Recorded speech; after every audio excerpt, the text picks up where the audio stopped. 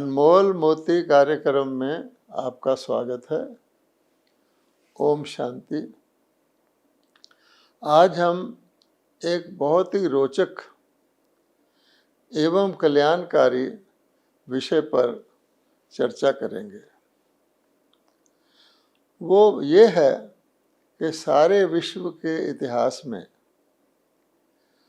पूरे के पूरे धर्म का परिवर्तन हो गया, जिसकी एक अति अद्भुत एवं सत्य कथा आज हम आपस में चर्चा करेंगे। सत्य सनातन धर्म का सत्य क्या है? आज भारतवासी स्वयं को सनातन धर्मी हिंदू मानते हैं। सभी कहते हैं कि हम सनातन धर्म वाले हैं और हम हिंदू हैं, और हमारी मुख्य धारणा, हमारा मुख्य सिद्धांत क्या है? वसुधैव कुटुंबकम, कि सारा विश्व एक परिवार है। The whole world is one family. और इससे मिलता हुआ दूसरा सिद्धांत है विश्व बंधुत्व, कि हम सारे विश्व के मनुष्य आत्माएं आपस में भाई भाई हैं। लेकिन अगर हम देखें आज के जीवन में, आज की परिस्थिति में, क्या ऐसा है? क्या सचमुच विश्व एक परिवार है और हम सब मनुष्य आत्माएं अपने को भाई भाई मानते हैं? हम देखते हैं कि पासपोर्ट और वीज़ा के बगैर तो हम भारत से अन्य किसी देश में जा ही नहीं सकते हैं, और ना ही कोई अन्य देशों वाले पासपोर्ट और वीज़ा के बगैर भारत में आ सकते हैं। इसका अर्थ यह हुआ कि ना तो विश्व एक परिवार है, ना ही हमारे अंदर सच्ची भ्रातृभाव की भावना है। अगर आज किसी के लिए सारा विश्व एक है तो वो पंछियों के लिए है, क्योंकि पंछी जो हैं वो आज़ादी से आकाश में एक देश से दूसरे देश में जा सकते हैं और उन पर कोई रोक टोक नहीं है। हम जानते हैं कि साइबेरिया से उड़ते हुए पंछी एक मौसम में भरतपुर में आ जाते हैं। तो केवल पंछियों के लिए ये बात लागू होती है कि विश्व एक परिवार है, बाकी मनुष्यों के लिए नहीं। ये तो आज की स्थिति है। अगर हम आज की स्थिति को मन में रखते हुए आगे का सोचें कि क्या ऐसी कोई संभावना नज़र आती है कि ये सब वीज़ा, पासपोर्ट, देश आदि के सारे बैरियर ख़त्म हो जाएंगे? कोई ऐसा टाइम आएगा जबकि सचमुच सारा विश्व एक होगा और सारे विश्व की आत्माएं आपस में भाईचारे से, प्रेम प्यार से रहेंगी? तो हम देखते हैं कि इसकी कोई संभावना भी नज़र नहीं आती। तो क्या केवल एक सिद्धांत मात्र है, या कभी ऐसा था, सचमुच ऐसा था जिसका आज हम वर्णन करते हैं? अगर हम इसके लिए तलाश करें और भगवत गीता को उठाएं, तो भगवत गीता में गीता के भगवान कहते हैं कि मैं अवतरित होता हूँ और सत्य धर्म की पुनः अच्छी तरह से स्थापना करके जाता हूँ। अब लिखा हुआ है वो कौन सा धर्म था? सत्य धर्म था जिसकी भगवान ने स्थापना की। तो गीता में ही कहा गया है कि देवी देवता धर्म की भगवान ने स्थापना की, क्योंकि गीता में एक पूरा अध्याय है कि सृष्टि चक्र के कल्प के आदि में ब्रह्मा जी ने यज्ञ रचा, जिससे देवता उन्नत हुए और वृद्धि को पाए। अर्थात वो देवता थे नहीं, लेकिन भगवान ने यज्ञ रच करके उनका परिवर्तन किया, उनको मनुष्य से देवता बनाया। इसलिए कहा जाता है कि सत्यनारायण की कथा या देवी देवता बनाने की कथा या अमर कथा के नाम से गीता का ज्ञान ही प्रसिद्ध है। और आगे हम देखें कि केवल ये भगवत गीता में लिखा नहीं हुआ है किंतु उसके चिन्ह भी, स्मारक भी आज कलयुग आ गया है, आज तक हमारे देश में पाए जाते हैं। वो पाए जाते हैं देवी देवताओं के रूप में। तो हम जानते हैं कि भगवान ने देवी देवताओं को रचा, जिनकी मूर्तियाँ आज भी भारत के मंदिरों में स्थापित हैं। श्री लक्ष्मी श्री नारायण हैं, श्री राधे श्री कृष्ण हैं, श्री सीता श्री राम है। ये मुख्य देवी देवता हैं और आप देखेंगे इनकी पूजा होती है। आज के लोग उनकी पूजा करते हैं और पूजा केवल आत्मा के रूप में नहीं करते हैं, देवात्माओं के रूप में, बल्कि उनके शरीरों की भी पूजा होती है। शरीर सहित देवी देवताओं का पूजन होता है, डबल पूजन होता है। अब हम वापस इस बात पे विचार करें कि क्या देवी देवता हिंदू धर्म के थे? क्या हम देवताओं को हिंदू कहते हैं या हिंदुओं के देवता कहते हैं? इसलिए आप देखेंगे कि हिंदू स्वयं को देवता क्यों नहीं कहते। अगर आदि सनातन हिंदू धर्म है और भगवान ने वही धर्म स्थापित किया, तो आज हम हिंदू क्यों कहलाने लगते हैं और हिंदू लोग स्वयं को देवता क्यों नहीं कहते, जबकि सभी हिंदुओं के स्त्री पुरुषों के नाम देवी देवताओं पर हैं। किसी का नाम सीता देवी है, किसी का नाम राधे श्याम है, किसी का नाम राधा कृष्ण है। इसलिए आप देखेंगे ये विचार करने की बात है कि नाम तो हमारे देवी देवताओं पर हैं, पर हम अपने आप को देवी देवता कहलाते नहीं और देवी देवता की जगह हिंदू कहलाते हैं और स्वयं को देवताओं के पुजारी मानते हैं। देवताओं को हम अपने पूर्वज मानते हैं, अब हिंदू लोग अपने को देवताओं के वंशज मानते हैं। और जहाँ तक नाम का सवाल है, तो नाम रखने से सचमुच हमें अपनी वो स्मृति भी नहीं आती कि हम सचमुच देवी देवता से। इसका प्रमाण ये है कि एक पुरुष अपने आप अपना नाम सीताराम रख लेता है। अब सीता तो स्त्री थी, देवी थी, राम पुरुष रूप में देवता थे, तो तुम अकेले ही जो तुम पुरुष रूप में हो, तुम अपने आप को सीताराम कैसे कहते हो? इसी प्रकार से कई भाइयों के नाम राधे श्याम भी हैं। इसलिए आप देखेंगे कि नाम रखते हुए भी हम ये नहीं समझते कि हम सचमुच के देवी देवता थे या हैं। हम ये समझते हैं कि हम देवी देवताओं के पुजारी हैं। इसलिए सोचने की बात है, इस बात पर विचार किया जाए कि क्या आदि सनातन धर्म हिंदू धर्म है?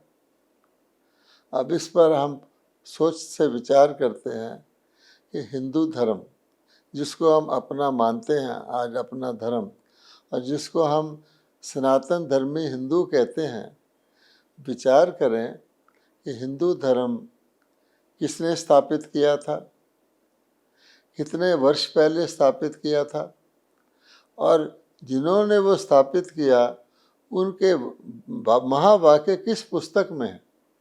क्योंकि हर धर्म की ये खा गा है। क्रिश्चियन से पूछो तुम्हारा धर्म किसने स्थापित किया, वो फौरन बताएगा। कितने वर्ष पहले स्थापित किया, वो भी बताएगा। और उसके बोल, उसके वाक्य धर्म स्थापक के किस पुस्तक में है, वो भी बताएगा कि बाइबल में है। इसी प्रकार से किसी इस्लाम धर्म वाले से पूछो, वो भी अपने धर्म स्थापक का नाम, धर्म स्थापना का वर्ष और जिस पुस्तक में उस धर्म स्थापक के महावाक्य हैं वो बताएगा। बुद्धिस्ट भी बताएगा, सिख भी बताएगा। अब सोचने की बात है, अगर हम किसी हिंदू धर्म वाले से ये पूछें तो वो क्या उत्तर देगा? वो ये भी नहीं बता सकेगा कि हमारा धर्म किसने स्थापित किया, कब स्थापित किया और उसका पुस्तक कौन सा है। और अगर हम भगवत गीता को पुनः उठाएं तो गीता के भगवान कह रहे हैं कि मैं जब आदि सनातन धर्म की गिलानी हो जाती है तो मैं आ करके उसकी पुनर्स्थापना करता हूँ। इससे पता लगता है कि भगवत गीता ही आदि सनातन धर्म का शास्त्र है और किसी शास्त्र में तो ऐसे लिखा नहीं हुआ। और भगवत गीता में ये भी कहा गया है कि भगवत गीता एक प्रकार के बहुत बड़े ज्ञान के सागर की तरह है और साफ साफ लिखा हुआ है कि जैसे बड़े जलाशय को पाने के बाद छोटे जलाशयों की आवश्यकता नहीं रहती, इसी प्रकार गीता का ज्ञान होने के बाद हमें अन्य किसी ज्ञान से कोई प्रयोजन नहीं हो सकता। लेकिन वास्तविकता क्या है कि हम गीता के होते हुए भी हम भारतवासी अन्य शास्त्रों को मानते हैं। 6 शास्त्रों को हम अपने प्रमाणित शास्त्र कहते हैं। हिंदू से पूछो तेरे शास्त्र क्या है, तो हिंदू कहेगा हमारे तो अनेक शास्त्र हैं, वेद, पुराण, गीता, भागवत इत्यादि इत्यादि। अब इसका मतलब हुआ दूसरे शब्दों में कि हमें ये नहीं पता हमारे धर्म का शास्त्र कौन सा है, और हम गीता जी के होते हुए भी अन्य शास्त्र भी पढ़ते हैं। गीता को भी अन्य शास्त्रों में से एक मानते हैं।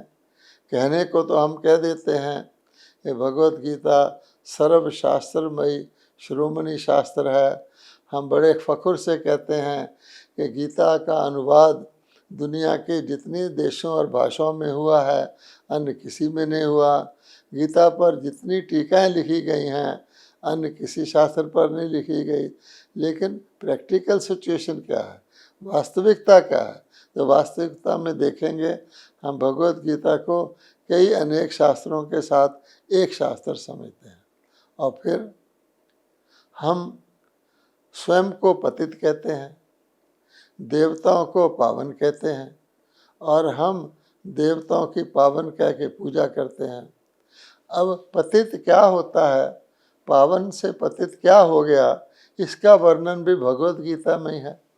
तो भगवत गीता के शुरू होते ही क्या बताया है भगवान ने? पहली बात बताई है कि तुम अविनाशी आत्मा हो, तुम विनाशी शरीर नहीं हो।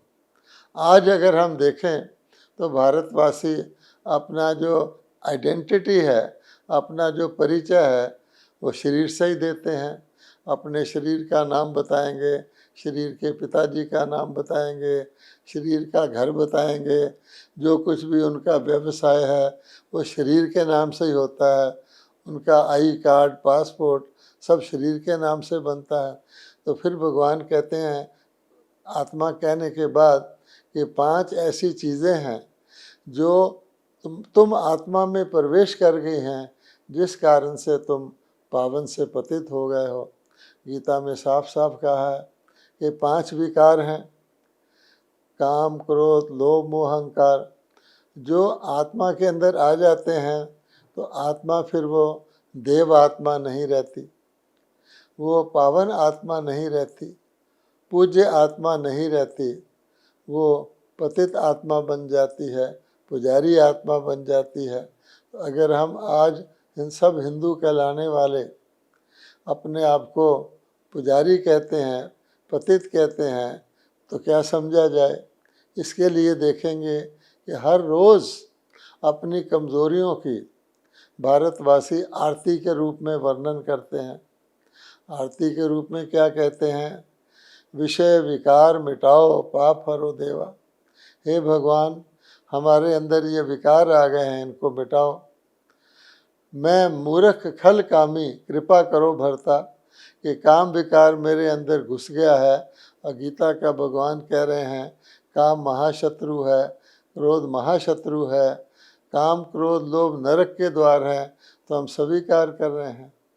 मंदिरों में जाके देवी देवताओं के आगे हम हिंदू लोग झुककर क्या बोलते हैं देवताओं के लिए कि आप सर्वगुण संपन्न हो, संपूर्ण निर्विकारी हो, मर्यादा पुरुषोत्तम हो, अहिंसा परम धर्म वाले हो।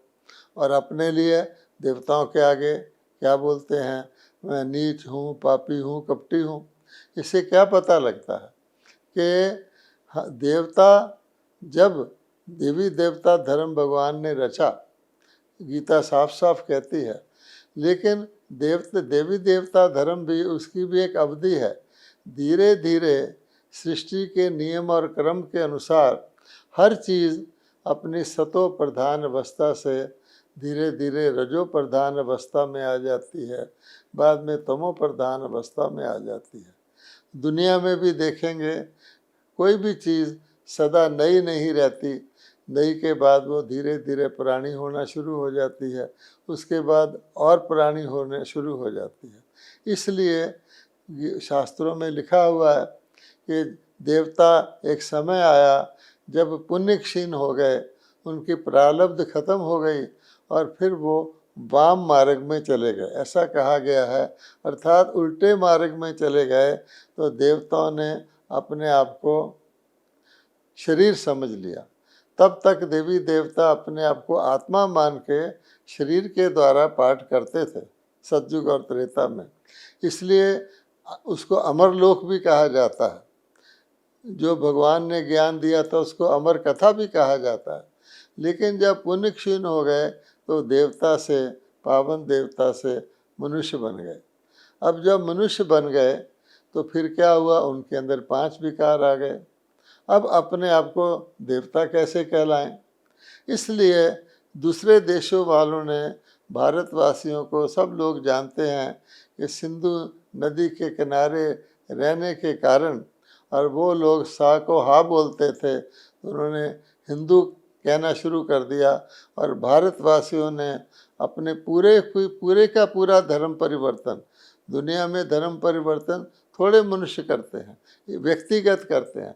यहाँ तो पूरे से पूरे देवताओं ने अपना धर्म परिवर्तन करके अपने आप को हिंदू कहना शुरू कर दिया। अच्छा, अब आप एक दूसरी बात सोचिए, वो ये है कि हिंदू धर्म कितना पुराना है।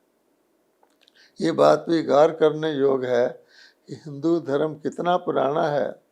तो हम जानते हैं कि हिंदू धर्म का जो संवत चल रहा है उसका नाम ही है विक्रमी संवत।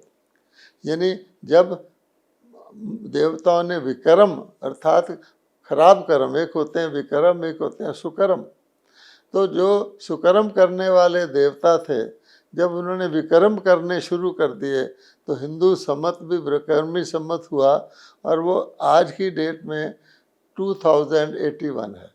अब आप सोच सकते हैं कि हिंदू धर्म कितना पुराना है। 2,500 वर्ष से भी कम पुराना है।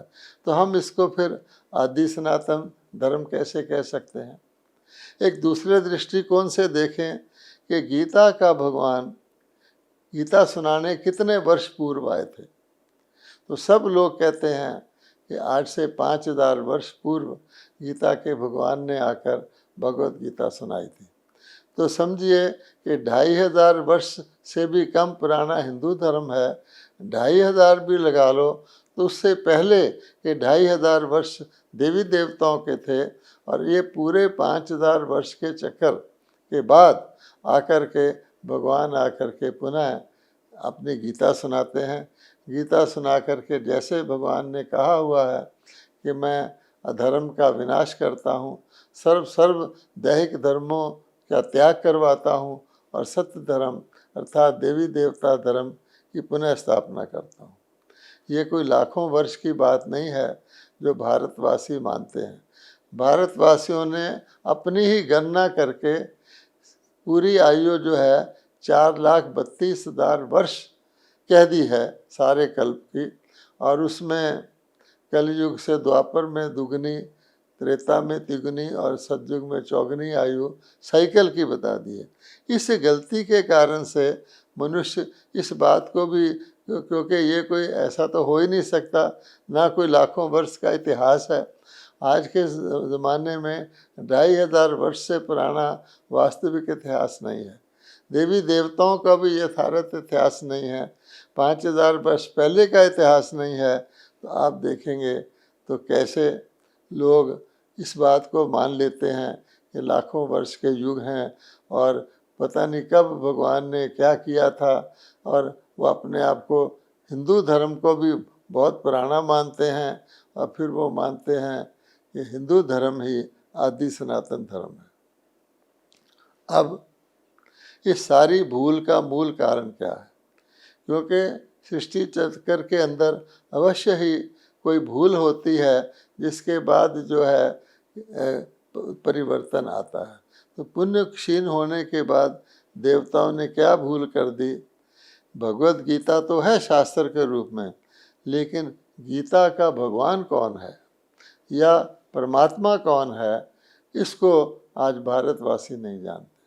गीता है, लेकिन वास्तविक गीता का भगवान कौन है, परमात्मा कौन है? क्योंकि पतित पावन, पतितों को पावन करने वाला ये 1, 2, 4 व्यक्तियों की बात नहीं है, ये सारे के सारे समाज की बात है, हिंदू समाज की बात है। सारे हिंदू अपने आप को पतित कहते हैं, देवताओं को पावन कहते हैं। वो कौन है? तो आज हम अंत में इस बात पर भी विचार करते हैं। हमारे देश में केवल एक ही है जिसको हम परमात्मा ने नमः कहकर वंदना पूजन करते हैं, क्योंकि परमात्मा तो एक ही है। हम केवल परमात्मा को आज भी भारतवासी शिव परमात्मा ने नमः कह करके पुकारते हैं, उनकी वंदना पूजा करते हैं। सिवाय शिव के अन्य किसी को भी हम आज भी भारतवासी परमात्मा ने नमः नहीं कहते। ये गौर करने की चीज़ है। हम जो ऊंचे सूक्ष्म देवता हैं, ब्रह्मा विष्णु शंकर, उनको भी हम देवाय नमः कहते हैं। देव देव महादेव कहते हैं, ब्रह्मा देवाय नमः, विष्णु देवाय नमः, शंकर देवाय नमः। शंकर जी को वैसे भी हम महादेव कहते हैं, परमात्मा नहीं कहते हैं। अब इस बात पर गौर फरमाइए कि उस शिव के, जिसके हम परमात्मा नमः कह के वंदना करते हैं, हमारे देश में कश्मीर से लेकर कन्याकुमारी तक और सोमनाथ से लेकर नामरूप कामरूप तक उस शिव के मंदिर हैं। सब जानते हैं, अनेक मंदिर हैं, जिसको हम अमरनाथ के नाम से, सोमनाथ के नाम से, महाकालेश्वर नाम से, रामेश्वरम, ये भी का माना जाता है कि राम जी ने भी शिव की पूजा की थी। तो इसलिए ये सारे मंदिर भारत में फैले हुए हैं। तो जब परमात्मा के मंदिर भी हैं, उनके कर्तव्यवाचक नाम के मंदिर भी हैं, और उनकी जो वहाँ मूर्ति रखी जाती है वो किसी शरीरधारी की नहीं होती, वो ज्योतिर्लिंगम शिव परमात्मा के यादगार हैं। कहीं वो बर्फ़ का बनाया जाता है, कहीं वो हीरे का होता था। तो जब शिव परमात्मा नमः भी कहते हैं और उसके मंदिर भी हैं, तो हम क्यों नहीं मानते कि भगवत गीता जो भगवानोवाच है, वो शिव परमात्मा निराकार ने ही सुनाई है। ये सोचने की बात है। अगर हम इस बात को समझ जाएं, तो फिर एक और बात जिसके कारण से ये भूल हुई है, क्योंकि आजकल हम श्री कृष्ण देवता को गीता का भगवान मानते हैं। गीता लिखने वाले ने ही गीता को भगवानोवाच है, लेकिन उसको श्री कृष्ण भगवानोवाच कह दिया है। अब आप देखिए कि श्री कृष्ण की 2 प्रकार के जन्म दिखाए जाते हैं। एक तो उनका सागर में पीपल के पत्ते पर बच्चे के रूप में तैरते हुए आता दिखाते हैं, जो सतयुग का जन्म है, अर्थात जब महाप्रलय हो गई थी, उसके बाद नया सृष्टि वृक्ष शुरू हुआ, उसका वो प्रथम पत्ता थे।